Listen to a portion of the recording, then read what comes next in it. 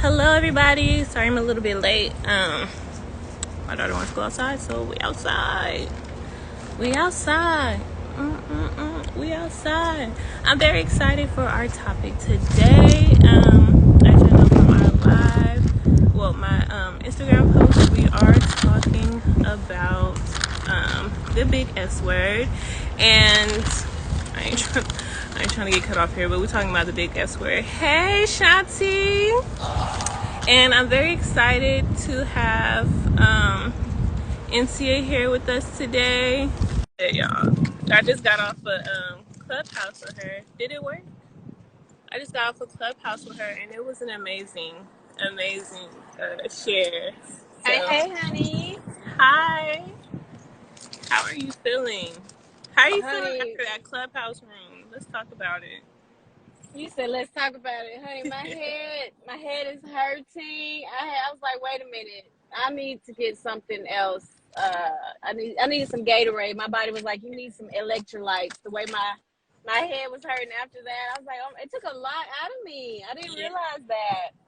Yeah, that's what it is. I'm telling you about the energy transference is real. Like sharing your stories, sharing your energy with people, receiving other people's energy. That stuff is real. And we're gonna talk about a little bit of. There's blood on you. I know. I don't know where this water came from. We're gonna talk a little bit about. Oh yeah, the rain. I forgot it was raining. We're gonna talk a little bit I about like. wish it was raining, honey. Oh my goodness, it's hot. Yeah, yeah, see, I'm looking forward to that. But yeah, we're gonna talk about some like decompression techniques and stuff a little bit later. But introduce yourself to the people. Tell them who you are, what you do, what's going on. Yes, all while I'm driving. So I am Insia Mashiach. I am the founder and CEO of Silent Tears Matter LLC, where I provide in life coaching for people who are experiencing grief, depression, and suicidal ideation. I'm also a motivational speaker, and I love to be able to help walk people through their pain, for them to find purpose in their pain and know that they matter. Everything that they're going through, it matters so much, and they're not going through it alone. So yes, that's what I do. But I'm also a suicide attempt survivor. I know we kind of talked about that earlier, and I'm like, the person that we talked with, she hit me. I was like, oh my goodness, like I say I'm a survivor, but honey, no, like you survivor. Like, yes, ma'am, you survived. Like, oh my goodness. Yes, So everybody's story is different when it comes to suicide and depression and grief. And everybody's story matters. So yeah. yeah, that's so true. Like y'all weren't in the clubhouse with us. Please check out the replay. Tell them where they can find the replay. What's your clubhouse room? Yes. My clubhouse room is Silent Tears Matter. Okay, because I'm real big on this thing. Like a lot of people, they suffering in silence, and I want them to have a safe place to come to and go to know that they're welcome. And so the first room we did out straight out the gate, y'all, was suicide and God. And so we were just talking about just how we, process through suicide, people that have committed it, what those thoughts look like, how we and for me and a couple of other people, how God helped us in those processes. So yeah, you can go on Clubhouse. There's a replay. It's called Suicide and God and How to Overcome. Yes. Now let's get into a little bit about you. Tell There we me go. There, they get about, some shade, honey. Okay. Yes. tell us about like how was it for you growing up? And then we're gonna talk a little bit about like your teen years and stuff like that. Growing up, I was a daddy's girl growing up, and my daddy was everything to me. He meant so much to me, and we did everything together. We went fishing. We would do all the things. My mother was absolutely a warrior. She was a prayer warrior. She was so kind, so loving, so sweet. As a child, we have our things where, our mamas get on our nerves and our daddies get on our nerves different times. But at the core, like, I was a daddy's girl, and my mom used to say, my brother, that's her son, and then I have an older sister. But about the age of 10, my dad started back drinking. I didn't know, my mom didn't know, we didn't know he was a recovering alcoholic. And so for me, it was a big switch. I had to learn, who is this new daddy that I didn't know that he was like this. So I went from being loving to fearful. I went from being so in awe of my dad to being like, why is he like this? So I had to grieve my dad before my dad even passed away, which that goes into the teen years. But I grew up in a 2-parent household. We went to church. My mom and my dad actually introduced me to Jesus, and things were, to me, perfect, up until, he started back drinking and drinking heavily. So yeah. Yeah, that's crazy. So let's go into your teen years and like, so going from, having such a loving dad to like this person that you didn't know, how did that affect you, like moving forward emotionally? Emotionally, it affected me a lot, because I remember a time where I wrote a letter to my dad, and I actually still have it was in his Bible, where I wrote a letter to him asking him to stop drinking. I told him I didn't like him drinking. I asked him if he would stop, in my own little handwriting, like, you have to really, and I remember, like, I knew I gave it to him, but he didn't stop. And so I would think, like, was my words not important? Like, did it not matter that I missed my old daddy? I wanted him back, right? And so I took on rejection and even abandonment. There were a lot of different things that happened when I was younger that I kind of pushed to the side as I got older, but I had to face it at some point, where my dad has smacked me in my face. Like, there's different things that have happened. And so it really affected me. And I yearned for, like, love, because my dad didn't love me like I wanted him to, like I needed for him to. And it affected my view of God. I did not start calling God Father and really seeing him as Father until I got way older. Because I'm like, well, if God is like my daddy, then he's going to change on me. He can't be dependable. So I had to go through it was a lot with that. Yeah, my faith journey is a whole nother thing. That's crazy. So let's get into a little bit of that, because I always like to talk about, like, how our parents and our environment affect us as we grow. Like, how did that show up in your relationships? Because if you can't even trust God, who can you trust, right? Right. I I had anger issues as well. So my anger would display out kind of just like my excuse me, just like my daddy's would, like that rage, that big outburst. If you had to make me mad enough, and I would explode, but I would explode because I'm holding all this other stuff in. And so when it came to relationships with guys and stuff like that, I feel like I settled a lot. And not just settled, like, if I would make it work. If I found someone, I dated someone that I felt like they are putting up with me, I'm like, they putting up with me, I'm gonna put up with them. A lot of my relationships were long term.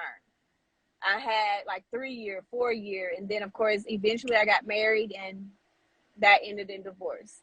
And even in that relationship, I saw a lot of my father's characteristics of, I thought you were this way, I thought this is the person that you were, but it turns out to be that you weren't. And that was, when I look back, a lot of my relationships were like that. You know how it is. You date somebody for about 3 weeks, they perfect, they do all the right things, and then, after about 4 weeks to about 6 weeks, you get to see the real person, but you've invested so much time, or you've invested too much of your heart, and you're like, I don't want to get out of this. But that was also my self-worth. I had to really look at, how am I viewing myself? I mean, God had to get me together. he's like, don't you realize you're attracting how you view yourself is what you're attracting? And I was like, whoa, wait a minute. No, that's not true. Like, I think, he's like, no, how do you really think about yourself?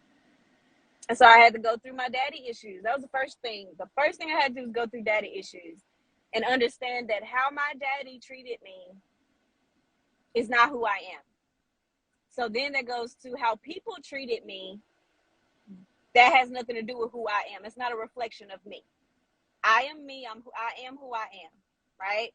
And how people treat me, what they've done to me, that has nothing to do with who I am. Yeah, that's beautiful. I think that goes back to like once you start doing the self-reflection work, even sometimes it's not so obvious to us, but like even our unconscious expectations, right? Because none of us want to be treated badly.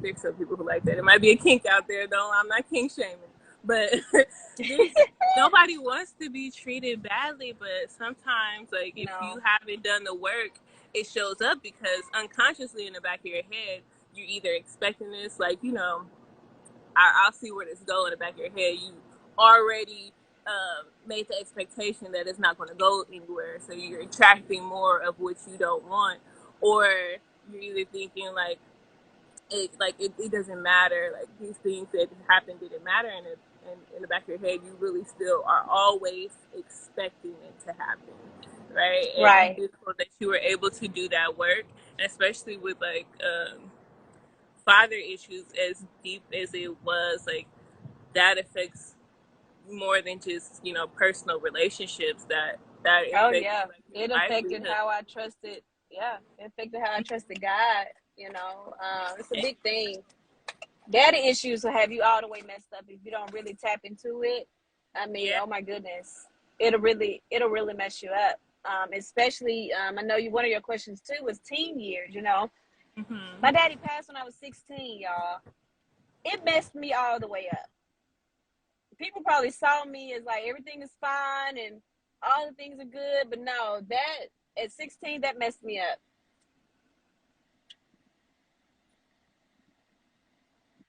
Yeah, I'm not being rude. I'm listening to you, but I'm a single mom. Oh no, y'all don't know. I'm trying to open up. No, it's not for you. I'm telling the audience. Just to let y'all know, I'm not being rude. I'm listening, but I'm also a mom. So my daughter want to play. I got my eyes on both of y'all. Yes, that's crazy. So tell us a little bit more about like,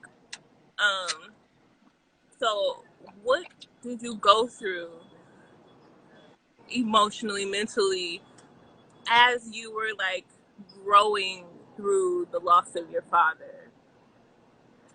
One of the funny things, it's not funny at all. It's actually not at all funny. But when my dad passed, some people may understand this. Like, there's selective memory, right? There are some things that when my daddy passed away, my 11th grade year, my junior year in high school, I didn't remember. Like, my sister would tell me, my brother would tell me some stuff, and I'm like, that happened? They're like, yeah. I'm like, I don't even remember my 17th birthday.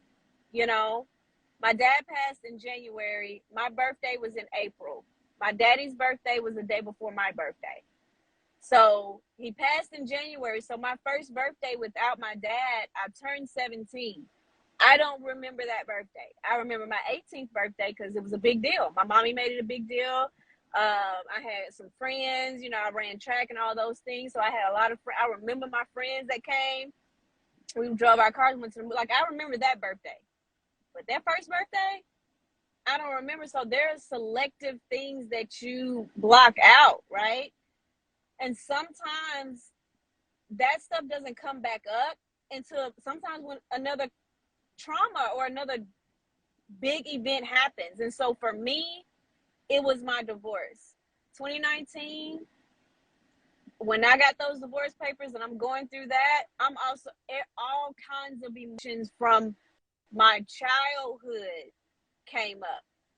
The rejection, the abandonment, the the feeling unworthy, feeling unloved, all of these things are like coming up because I'm having to go through a divorce that I did at the time. I didn't ask for it, and it was a very hard divorce. It wasn't easy for me, and so I went through actual depression in 2019 and 2020, that I knew that this is not right. But with me going through this depression, like I was able to say this is depression, but then I was able to look back on my life and say, whoa, I've been grieving some stuff up and down throughout my whole life. But another big event had to happen to me, or not to me, happen for me to start another healing journey that had been in the works that needed to happen. Yes, and I love that. I love that you brought that up because, you know, as we go on through our healing journey, there's constantly, right? There's constantly going to be things that come up to allow us to heal, right? And a lot of times we run from it, right? Mm-hmm. We run from the relationships, we run from the friendships, we run from the jobs, the lessons, and we don't actually do the work on ourselves before, during, or after, right? And then we get into the next situation and wonder why these things keep happening. And it's a revolving cycle. And it's because we're not actually sitting down to take the time to understand that, you know, at this point we are part of the problem. And we have to do the healing work, right? So that we aren't, and it's not like these things won't come again, but we'll know the signs and we'll know not to get into that because we are not healed and we're not looking for that anymore, right? So I think that's beautiful. Right. So You got to be tell, intentional. yeah, yeah. Oh, you can keep going if you keep going. Well, no, I didn't know if you say you had broke up towards the end on my end. I don't know if it's my Oh end no. or, Oh, I have but no yeah, you idea. have to be very intentional. You have to be very intentional. And then for me, for somebody that struggled with, so I had all those feelings, and I would struggle with suicidal thoughts. People didn't know I struggled with it. Like I struggled with suicidal thoughts since I was young, and I've attempted, several times. Nobody knew it because it's not something back then you don't talk about that. Back then it's like, no, where it is now with 2020 happening in 2021, like it's a big thing. Mental health is a big thing, and even with me going through becoming a professional therapist, and now I'm a life coach. But when I went through my counseling program, I feel like I went to school and I was diagnosing myself. I went to school and I was like going like some of the tips I would get, I would do things for myself because I was always worried if I tell somebody that I'm feeling this way, they're going to stereotype me, or they're gonna look at me as not strong anymore. They're gonna look at me as like not the bubbly and sweet and all the things that some people view me as. And it's like, no, I struggled in silence, and now I'm like, no, this is a thing. And so, because especially with my mom passing, I've had to safeguard myself. And so with my mom passing, I was able to see how important it is for me to get my voice out there for people to understand these thoughts and these feelings and stuff. You need somebody to talk it out with. You got to have a support system, and you have to have tools and tips in place and somebody to walk you through your heart journeys. It's hard to do this stuff by yourself. You can't. It's hard. You need support. You need help. You know, and I don't want to say you need help. You need support. Because I didn't like if somebody told me you need help. I'm like, what you mean? You trying to say I'm crazy? No, I want you people. We need support. We need each other. Very, very true. And like for those of you who are just hopping on, yeah, we just got through talking about that in her clubhouse room. Support is extremely important.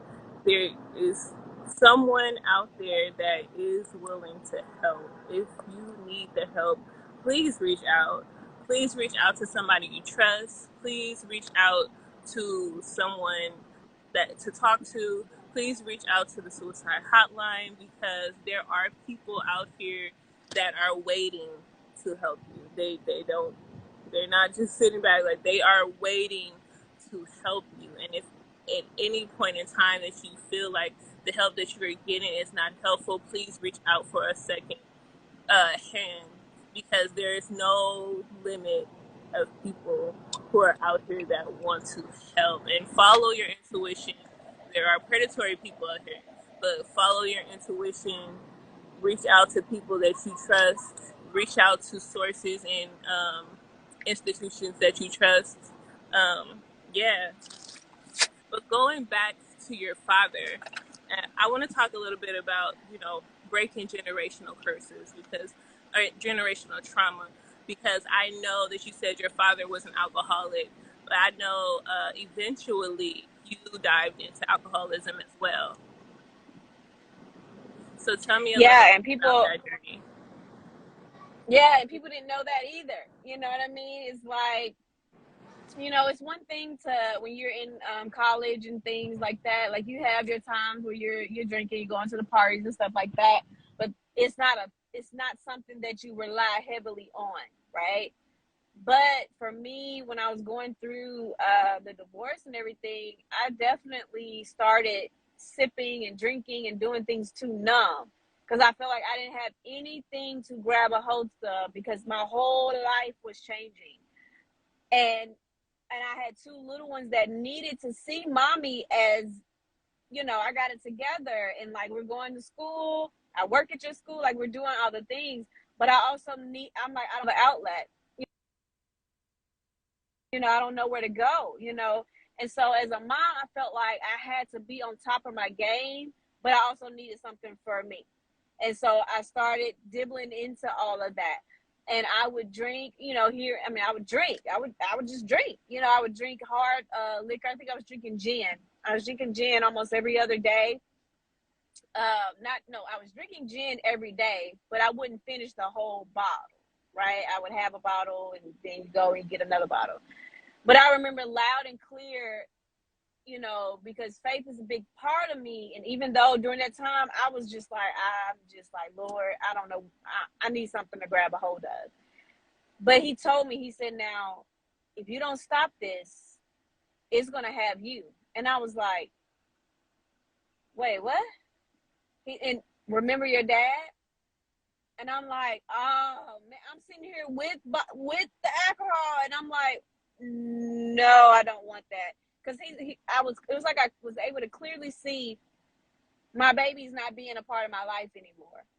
Me going down this road, like I could see the road, and I was like, I don't want that, Lord. That's not what I want. So I cut out all hard liquor, gin, everything. I stopped. I was like, I'm not doing this anymore. And so I say it was easy for me, but it still took a power that was bigger than me to get me through it. I could not do it by myself. I had to really be in tune with me and what was best for me, and also grab a hold of my faith in God to pull me out of where I was and to keep me out of where I was. Because if it wasn't for him, look, y'all, I would not be here. I wouldn't be on this live right now. Because I've been through stuff even since then. That was 2019, and then in 2020 stuff happened. And it was 2020 is when I stopped. Towards the end of 2020 is when I stopped drinking. Because, come on, y'all. 2020 was hell. 2019 was my hell. But 2020 was a public hell. Like, that was a national, global, like, it was crazy, right? So, of course, I'm at home all day, every day, and then I end up getting tested positive and y'all. So yes, no, I still was drinking. I was doing all the things that I was not supposed to be doing. Well, when I say not supposed to be doing, it was not good for me. And then I had that epiphany, and I'm like, oh, no. I need to do something better. I need to do better. My sister had even gotten on me. She was like, now, I'm like, I know. So, I had people that were they would see certain things and they're like, you need to get it together. People that really knew me. And so, but I eventually got that part taken care of, but I still, I ended up having to get on depression and anxiety medicine for a little while to help me. And I never thought that I'd have to do that, but y'all, everybody know 2020 was rough. Okay, it was hard, and so I needed some help, and I did what I needed to do to make sure that I was still very present with my babies. They needed their mommy. They needed my compassion, my love, all the things. In all that transition we went through. And I just wanted to let y'all, I'm real deep into the energy, and I'm coming to love this girl here, right here, and I want you to know that this is not a judgmental space. And for all of you who's going to come in here and come across this live, that this is not a judgmental space. And I'm not saying that to y'all, but I'm saying it to her because I hear in your story that you're trying to backtrack and you're trying to explain your whys. But I want you to know that you are safe, and I want you to know that your story, no one can judge you for your story, right? We are all here, and everybody is coping and numbing something in some type of way, right? Whether it's with sex, whether it's with TV, whether it's with work, whether it's with anything, and yours just so happens to be alcohol. And I am extremely proud of you for getting over that, for getting through it, and for getting on top of it, right? Because not everybody can do that, and everybody's not in that space. I'm glad that you are in a space to where you were able to receive and hear that word. And I just want you to know that your story is powerful. So say it with power, right? Don't allow any thought in your head that is trying to allow you to backtrack your story and make it palatable for anybody else. Your story is yours and yours alone. And someone out here needs to hear it as strong as you are today. Right. So, with that being said, let's talk about the power of I self-talk. appreciate you. I appreciate you, girl. Yeah, let's talk about the power of self-talk, because I know that that is a You part of starting to your break self. up a little. You starting to break up a little bit. Can you hear me now? Yeah. Okay. And yeah, see in the comments, you say you have family here with you. Um, my sis said absolutely, and we do go where it's comfortable, whether it is healthy for us or not. And my sis Exotic Links in here was 34 years of drinking. Okay, so you are not alone. Um, but let's talk about how you switched that and how you switched your thinking to be more of a positive self-talk to get yourself through your tough moments. Yeah. So like I said, when I went through 2019 was rough. 2019 was very rough. 2020 started to get a little bit better towards the end. And can you hear me? Because I got you on my car thing now because I'm trying to charge my phone. Okay, good. And so I remember one day, it was not one day, because I had went through a period where I realized that the person that I was in a marriage with was narcissistic. And so I ended up realizing that I had been in an emotionally abusive relationship and I had no idea. Now, I was not perfect either because I told you all I had anger issues.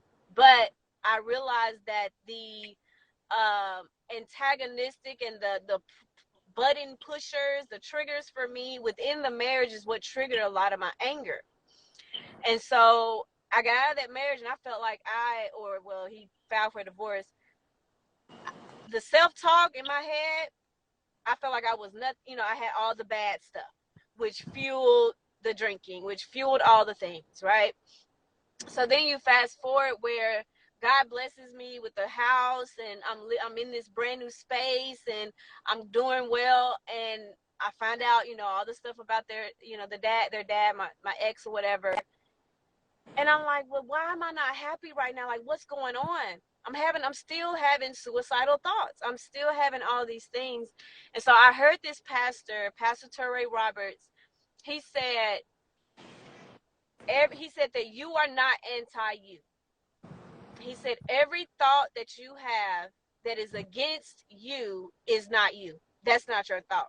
And I was like, wait, what? He said, you are not your thoughts. He said, you would not tear yourself down. You know, you wouldn't put yourself down. And so that was like a light bulb clicked on for me. And so I started taking my thoughts. It used to be the hardest thing in the world. People used to say, take your thoughts captive.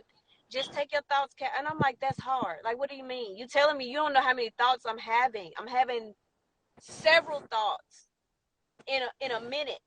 I would have several. And so I'm like, I don't want to take I'm like, I don't know how to do that. Right. And so I started taking inventory of my thoughts. I started implementing positive, like if a negative thought would come in, like, see, why you so, and I'm like, no, no, no, no, no. It's not that I'm so this happened. That doesn't mean that I am, stupid. I made a mistake. And then I'll tell myself, and it's okay. I used to beat myself up so bad. I hated making mistakes. Anytime I would mess up, suicidal thoughts would come. It would be a spiral for me. And so that positive self-talk and really taking inventory is what I call it. I know the word says take it captive, and I get that, but it was hard for me to be able to process that. So I'm like, no, taking a very clear inventory of your thoughts. Don't just let your thoughts run through your mind, and your thoughts should be paying you. Like, you know what I mean? Like, I need to take inventory of each thought. And so I would do that, and it helped me.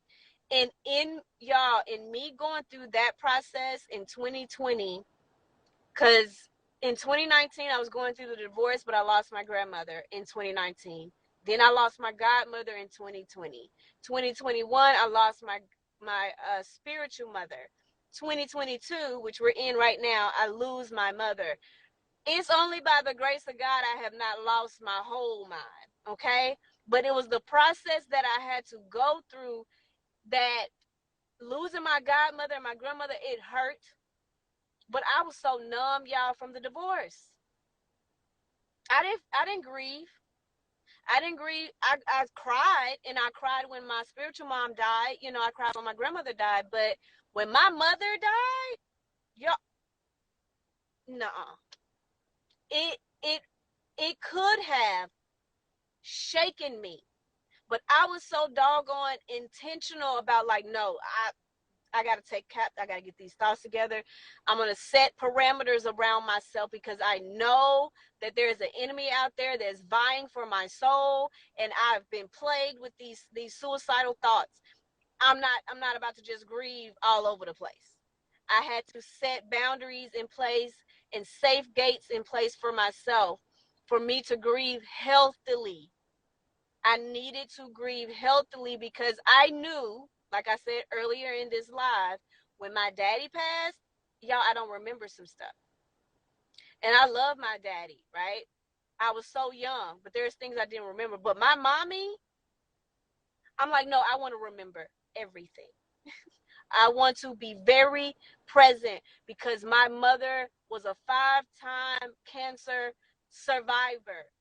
She deserved for me to be very present, no matter how much it hurts. If she could go through all of what she went through, I could go through what I went through. But I had to put a parameter around myself. And so thoughts would still come, and I'd be like, nope, it's okay for you to cry right now. I would pray. I had to pray sometimes I would have to pray before I grieve. Then there were other times where God would say, let it out. Because it would well up, and I'm like, for me, my eyeballs would start hurting sometimes, y'all, because I would be holding stuff, and he would tell me, it's okay, let it out. And when I knew I was safe, when I would bawl. I'm talking about the big ugly snot cry, like cry it all out, because I knew I was safe in that parameter, that he's like, let it out, I got you, I'm holding you, I got you. And so I would cry. But when it came to doing other things, like, God had to help me with you need to eat today. I need you to go do this today. He would help me through all of that stuff. But the way I grieved this time was totally different than all of the other times. Because guess what? I'm giving myself grace. I'm allowing myself to feel and giving myself permission. I'm setting times to say, okay, I need to process stuff. It's stuff that happened today before I even got on this live and before I got on Clubhouse that I was like, I cried and I'm like, you know what? I got to put this together so I can show up as best as I can for the people, for the gram. And when I get off this live, I still got another meeting after this. But I'm going to set some time at 8 o'clock tonight. I'm going to just sit. And I'm going to tell myself, like, do you need to cry? You need to cry? What we going to do? Let it all out. Because I don't want to, I got a lot going on Thursday. I don't want to wake up in the morning with residue from today. So yeah. And I thank you so much, Precious, for it. You know, you was like, come back now. Come talk like you normally talk. Just, let it all out. But my brain was hurting for earlier. But yeah, that's my message, y'all. Yes, and I love that. And you made so many beautiful points. But I just want to like reiterate something you said about like sitting with your feelings and being able to grieve, especially in a safe space, whether that's in the shower or, in your bathroom. You got to wait till everybody sleep, whatever it may be, is taking a walk, whatever that looks like for you. Being able to sit with yourself and sit with your feelings. Get down, babe. Get down. They changed the rules. Get down. Girl, they didn't change the rules in my apartment. She's so cute. Thank you. Tell her I want that dress. I think it'll look cute on me. Yes, but yes, being able to sit with yourself and your feelings when you're grieving is so important. I was just on the phone with my sis last night, and I was telling her how like I went my whole life like in trauma, and then like recently just realizing like, oh, I've been walking around these past couple years like numb, and I don't have any feelings all the way to the point where I was like, oh, this might land me back into some trouble. Like, and not from me, but just like I said, repeating cycles, allowing people in that don't deserve to be in, people that don't respect my space, and like Exactly. that has adverse effects on you. So like just realizing like that I could be a detriment to myself if I don't get these emotions in check and be able to understand and feel my emotions, because for a lot of times like I just let it go. It's like whatever, I'm gonna move on. Like my life always gets better, and it always does. But again, there's always these cycles of people, places, and things that come in to test me to see if I'm ready to heal these spaces. And finally, I've been able to heal a lot of these spaces. Not that I'm ever going to be done healing, because I believe like things still happen to re-trigger us in the world and all that stuff. It's a journey. Right, but as far as like I've broken some generational curses, I've healed some spaces in me that I didn't think I was going to be able to, and a part of that is like you said, being able to sit with yourself, carve out that time for yourself. I tell work, I'm not coming into work. I'm sad. I'm sad. I have to watch my father die. I'm sad. I'm not coming. Y'all gonna have to do without me.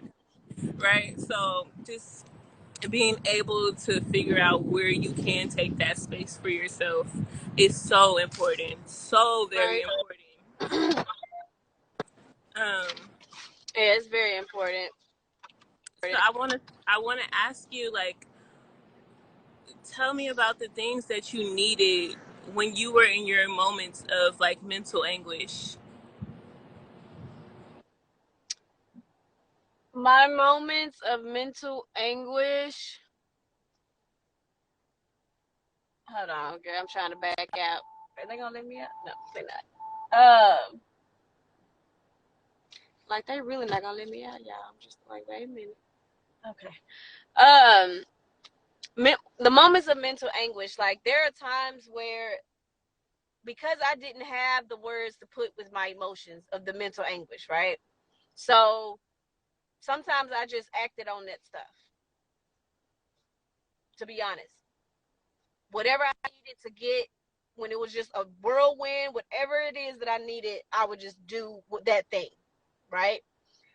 Whether it was like, if I was angry, like I said, in my marriage, like I was very upset, like he would do things and I would get very angry, and so I would have impulse just like my dad did. But as I started getting to a place where I was able to get my anger under control, I got my anger under control, which then I got my emotions under control, which has helped me get my thoughts. And I told you the journey about, from 2019, 2020, and all of those things. But now it has been being able to know who is for me in which season of each part of my life. I had to learn who I can grieve to, who I can grieve with, and who I'm just talking a bit about business with. There are some people I had to learn how to guard my heart. Everybody can't have access to me. Everybody can have access to all of my personal thoughts, all of my the deep emotions. There's only a select few people that will be able to hear the deep depths of what's going on. And then there are some things that's just between me and God. Because a lot of times what would happen to me too is I would share my heart with people. I will open up to people, and the very people I allow to come into my space, they're the very people that cause me the most pain. And I start that cycle all over again of mental and all the stuff. So you have to learn how to guard your heart, guard your thoughts, guard what you're allowing to come in. And that's even with people. And then also, I mean, like I said it just minutes ago, it's okay to put people in categories, y'all. I mean, we're not going to go out here and broadcast and say, this person, you in this category, okay? I want you to know you're going to stay in it. But no, like, we have to be able to put people in the place that they're supposed to be in to serve us, and how we're supposed to serve them. Because how we end up getting hurt in our hearts and all the things is we have people, we're expecting something from a person that really they're just somebody to talk to about work. They're not somebody to talk to about grief, because they're not in tune with their own emotions enough to be able to help you process through your emotions. So that was big for me, because people would tell you, like, I was very emotional. My heart is so big. I would I'm just like, I'm so open. And God is like, you can't be so open. I know you've made, there's vulnerability and transparency is key. But there are some things that's supposed to be just kept between me and God and the people that he has assigned to me for my purpose. So I hope that answered your question. Yes, and I hope y'all hear that too. Y'all know I'm big And on then, it. Can you hear me? yeah, I can hear you, girl. I'm trying to back out this spot again. No Keep problem. going. Yeah, I hope y'all hear it. Y'all know I always talk about it. Boundaries, boundaries, boundaries. Put these people in their place. Oh, Put yes, these honey. people in their boxes. Are they a friend? Are they an associate? You know, what you need for them. What you getting from them. What y'all getting from each other. Nothing? Okay. That go in the trash. That relationship goes in the trash. Is it mutually beneficial? In what way? What box do they go in? Y'all better figure it out, because it's very important um, for you to guard yourself, and I consider that to be selfish in the best way, because if you're not the center of your world, if you aren't taking care of yourself, if you aren't putting yourself first and what you need, then how are you doing it for other people? It's not going to work. You'll be depleted before you're ever even, you know, you're ever even able to continue on in your journey. And with that said, like, so talk to us about, like, how do you cope? How do I cope now? My biggest thing is I take inventory of my mind, my thoughts. I have to take inventory of my thoughts, and then People can call me crazy if they want to, but self-talk, honey. I gotta talk to myself. Self, how you doing today? Self, like what's going on with you right now? Self, okay, something feeling a little off right now. So what we gonna do about it? You know, and take an inventory of my day. Something may have happened at 9 a.m. that triggered me. And I didn't know, I may not have known at that moment that it triggered me. So then at 10 o'clock, I'm feeling some type of way and I'm trying to understand why am I feeling this way. But then I'll sit. At some point I'm gonna sit and I'm like, oh, wait a minute. This person said this at 9 o'clock. And I just brushed it off, but it actually really bothered me. So that's why I feel the way that I feel. And that's okay for me to feel. I'm talking to myself though, y'all. Like I'm self, it's okay for you to feel this way. Like I have to, I mean, because I had got to a point where I'm gonna be honest, God isolated me from a lot of people. It's just me, my babies. And so I had to get used to talking to him and then also talking to me. Like, me, it's okay. You're not crazy. Because if this is going to keep you sane, I would rather be like, okay, I'm missing my mommy right now. Like, I really miss her. And I'm like, God, I miss her. Okay. And he's like, it's okay. And then there are some times where I'll allow myself to cry. Sometimes the cry will sneak up on me, but I still pray in the middle of that cry. And there are times that I have told God, as much as I proclaim about him, I talk about his goodness because he is amazing. I tell him, I don't like it though. Like a little 2-year-old, I don't like it. Sometimes I've yelled it. I do not like this. I understand, but I don't like it. This does not feel good. I mean, I be bold and I say it. And then I rein myself back in and say, I don't like it. It's okay, but you know what? And then I start reminiscing on all the good stuff. So my biggest thing is self-talk, making sure I'm eating the right things. We talked about that earlier. Inventory of my thoughts. And also knowing, like, if something happened at 5 o'clock, if something happened at 9 o'clock in the morning, I'm not going to say my whole day was horrible. Right? I had a lot of stuff going on this morning. Like, I had some good stuff happen. Then I had some really bad things that I was like, oh, why is this but then I had to pull myself together because I had these 2 different things that was already scheduled. And I need to show up. We've been talking about that, Precious. We got to show up for ourselves. Nobody else going to show up for me but me. Right? But then I'm blessed with Precious and a couple other people. It's like, we got to come on, you got this. You can do this. I have people that encourage me. But that doesn't mean the whole day is bad. When I get off of this call, I got another meeting, but guarantee you, before the end of this day is out, I am going to allow myself to process this day, and I may go take myself to get a Chick-fil-A milkshake. To treat myself. I made it through the day. I had some bad moments, but it was a doggone good day. Because what? I made it through.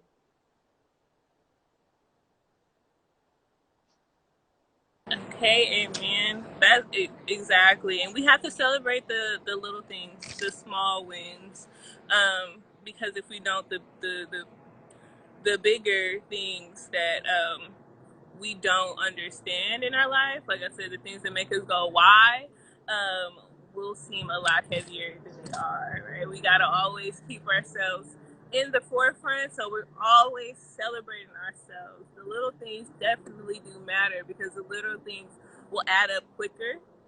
It may take longer, but it adds up bigger than any of the things that we may see as negative. And like I said in our clubhouse room, if y'all haven't, go ahead and catch the replay. But it is important that when you are in a low space, that you get yourself in a high. Like, find things that you love to do, find things that counteract those feelings. If it's music, if it's writing, if it's dancing, if it's going to the beach, if it's anything, whatever it is, find some high vibrational friends, find some people that you love to be around. Just go out and walk in your neighborhood and go look around. Like, find things that is going to counteract whatever that is that you're feeling, and in a positive way, of course, because we don't want to go from positive to negative, and we don't want to dwell on anything that is, you know, getting in the way of our evolution. So, with that, I want you to tell us, what are the lessons that you have gotten from this journey of, you know, like battling with suicidal ideations, battling with daddy issues, battling with all these things, and, you know, becoming your own person and understanding who you are and getting into your journey? Tell us, what are the lessons that you've learned so far?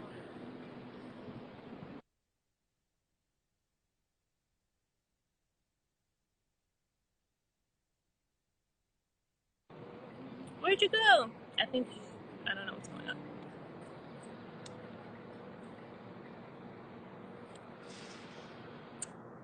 Uh-oh, I was on mute. Oh, I was like, where'd you go? I was just talking. I said one of the things that one of my biggest lessons was was don't allow how people treat me, right? How people have rejected me or abandoned me.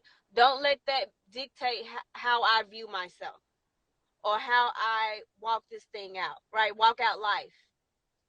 I need to look at life through my own lens, not through the lens of how people treated me and how people treat me, right? Because nobody's perfect and people still you know, may do certain things. But one thing I did know is when I shifted my mindset and I shifted how I viewed myself and how I showed up for me, people started treating me differently. I started getting certain things that was different than when I used to think that life was happening to me. So when I changed my thought process, then we go with those thoughts again. When I changed my thought process, I was able to see life is happening for me, and I need to look at everything, whether it's pain or whether it's joy, as an opportunity. And so that's another lesson that I learned. I'm my biggest supporter. I'm going to be my biggest encourager, because there's going to be nights where it's 3 a.m. in the morning and I'm up and I can't sleep and all the thoughts are still coming. But I need to be able to self-talk myself out, out of that space through some prayer and everything too, and journaling, so that I'll be able to go back to sleep and wake up at another time, right? So I've learned how I've my biggest lesson, another lesson would be my value. People don't get to tell me my value. I get to tell me that. People don't dictate to me what I'm worth. I'd say that. How I carry myself, how I present myself, how I show up for me. That's what matters the most. And that I matter. The tears I cry at 3 a.m. in the morning, they matter. And just like my tears matter, others people's tears, my pain, it matters. Others people's pain, it matters. And I don't have to suffer in silence. So I know how to speak out and get help when I need that help. When I really feel like I'm praying and God is like, maybe you need to call this person, and they say exactly what I'm needing to hear in that moment. So we still need each other. You still need a tribe, is what I would tell people. You still need a tribe. Don't be thinking I'm Miss Independent and I can do this. No, no, no, no, no, no, no. You still need some other queens to speak into you. You just got to get the right ones. And you got to make sure that you got your person that's for maybe some therapy issues, and not issues. You got somebody that's for therapy, right? You got somebody that may be a business mentor strictly for your business.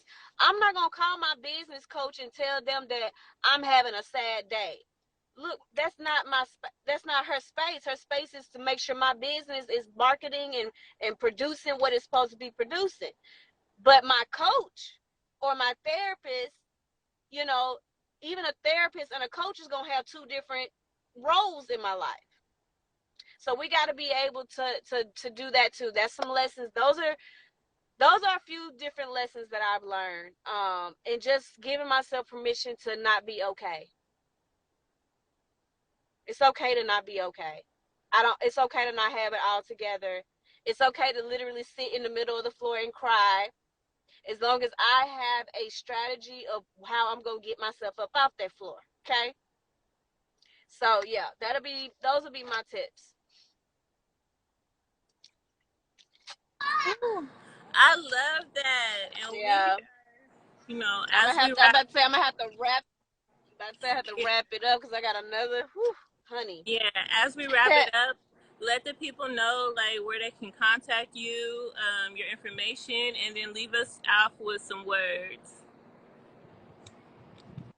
Oh yes, yes, yes. So my link tree, everything you need to contact me, get in touch with me, locate me, it is in my Instagram bio. I have my link tree and everything that you need. You can get some encouraging words on my blog, from my websites. You can get coaching packages. Like I said, I specifically deal with grief, depression, and suicide, and that takes a lot of energy. And it's everybody needs that person that's good at it, and that's what I'm called to be, to walk alongside people. So I have my coaching packages there. I have a YouTube that I talk through a lot of how I went through my grief with my dad, grief with my mom, stuff in between. And so yeah. And then I have a Cash App. My Cash App is $ my first name, Insia Mashiach. If you feel led to give me anything, I can put that in the comments as well. And the words I would leave is just give yourself grace, y'all. And people used to tell me that I was like, you gotta give yourself grace. And I'm like, but I think I'm trying. I think I'm giving myself grace. But maybe change the wording and say, give yourself permission. Right now, I allow myself to feel this. Right now, I am not having a good moment, not day. I'm having a bad moment. And it's okay to not it's okay to not be okay in this moment. But I choose to do this and move on. And also, please celebrate yourself, y'all.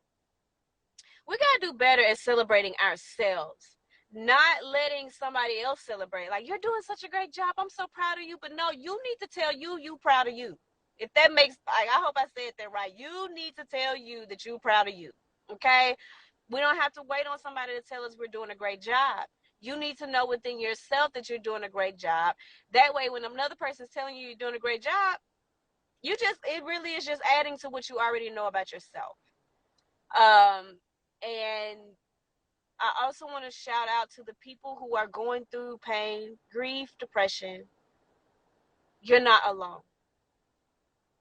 You are not alone. You are not crazy. It's okay to grieve. Grief is a journey, and it's okay. But find your tribe, find support, reach out to me. I'm here. Love y'all. And thank you for coming on with us.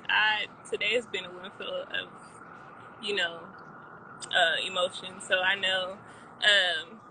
Thank you for sharing your story and being vulnerable. I appreciate you so much. Um, and I yeah, I'm gonna let appreciate you you too, get honey. what you gotta go do, and I'll talk to you later. Yes, you know I'm gonna text you later. Yes. So, but I'm gonna get in here and we'll chat soon. Thank you all so much for supporting me and sharing my story. Appreciate all y'all and the people that's gonna be watching the replay. Yes. Thank you. All right. Bye. Yes, that was a beautiful live. Y'all had a beautiful day. Speaking about this subject, like I said, if you don't have Clubhouse, please go and check out her Clubhouse room. We spoke on this subject as well. Please go ahead and click her bio and support her services. She's doing amazing work. And if you are experiencing suicidal ideations, suicidal thoughts, any of that, or just need someone to talk to, please, please, please, contact the suicide hotline, contact a therapist, contact somebody that you trust and love. I am here, but you are not alone. And I really, really want y'all to know that you are not alone. Um, there's so many people out in this world that need people, and we all need each other. So let's build up this community. Let's build up each other. Um, let's stop spreading hate, and spread more love, man. It's so much bigger than us. We're all having our own individual moments, but our moments all affect each other. So let's continue on to spread that love, spread that joy, sharing our pain. Like I was talking on Clubhouse the other day, we can't even understand about ourselves if our parents, our grandparents, they don't share about their struggles. How we supposed to know about what we going through? Because ain't nothing new under the sun. We all are going through something, and somebody knows something. So let's share it, man. If y'all want to come on here, let's share it. Let's talk about it.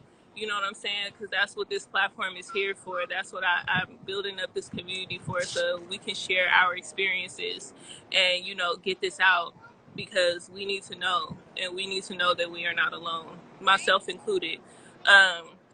So yeah, like, hit me up. A pocket of sunshine up there.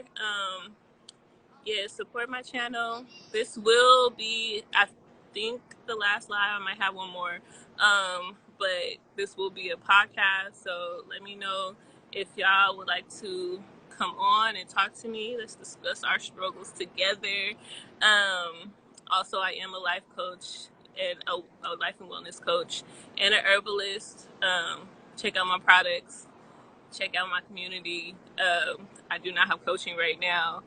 I am in the process of moving. We're doing big things. Please check out my journey. I will be posting that soon, and I love you all. And thank you all for being here. And I love you, my sisters. I see y'all in the comments. My brothers, I see y'all. Much love to you all. Have a beautiful and blessed day. And I'll see y'all later.